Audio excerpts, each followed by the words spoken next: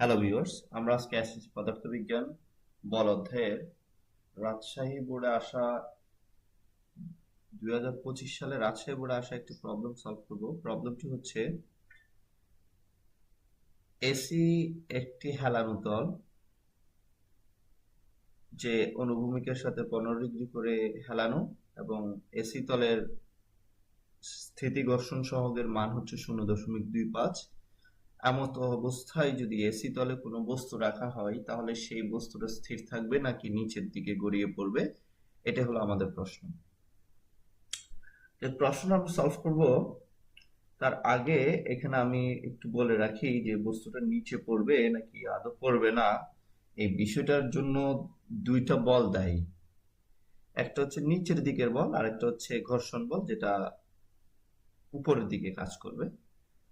তো নিচের দিকের বল হচ্ছে অভিকর্ষ বলের কারণে নিচের দিকে সে পড়তে চাইবে, আর উপরের বলটার উৎস হচ্ছে ঘর্ষণ বল।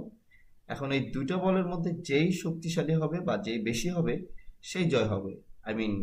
আমরা যদি নিচের দিকের বলকে F1 বলি এবং উপরের দিকের বলকে F2 বলি, তাহলে F1 যদি শক্তিশালী হয়, নিচের দিকের বল, তাহলে সে পড়বে।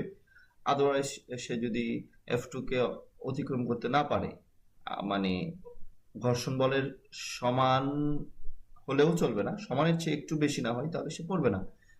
যদি ঘর্ষণ বলের সমান বা কম হয় তাহলে সে স্থির থাকবে। এই হচ্ছে বিষয়। এখন আমরা এই দুইটা বল কিভাবে বের করব সেটা একটু দেখে নিই।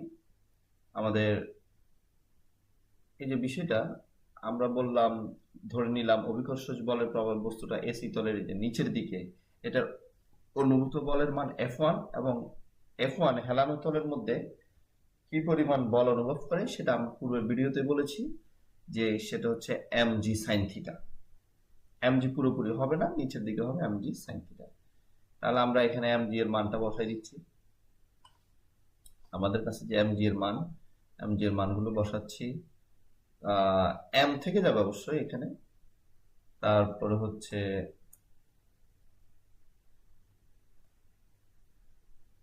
mg এর মানের যে বসানোর পরে যে মানটা আসছে 2.536 m নিউটন, এটা হচ্ছে নিচের দিকের বলটা। আর এরপর হচ্ছে উপরের দিকে যে ঘর্ষণ বল, সেটা হচ্ছে F2 মিউ W।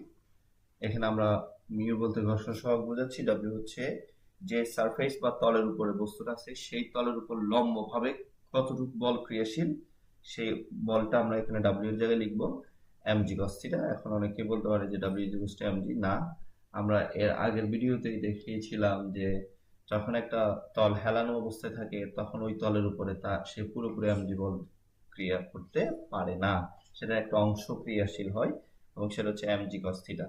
মিউর মান দেওয়া আছে, মিউর মান এম এর প্রতীকটা রেখে দিলাম, মান যেহেতু নাই জি এর মান বসালাম। এবং এখানে একটা জিনিস লেখা হয় নাই, সেটা হচ্ছে লিখতেছি ইনটু cos 15 ডিগ্রি। এবং সব মিলে আমাদের যে মানটা আসছে সেটা হচ্ছে 2.366 এম এন নিউটন।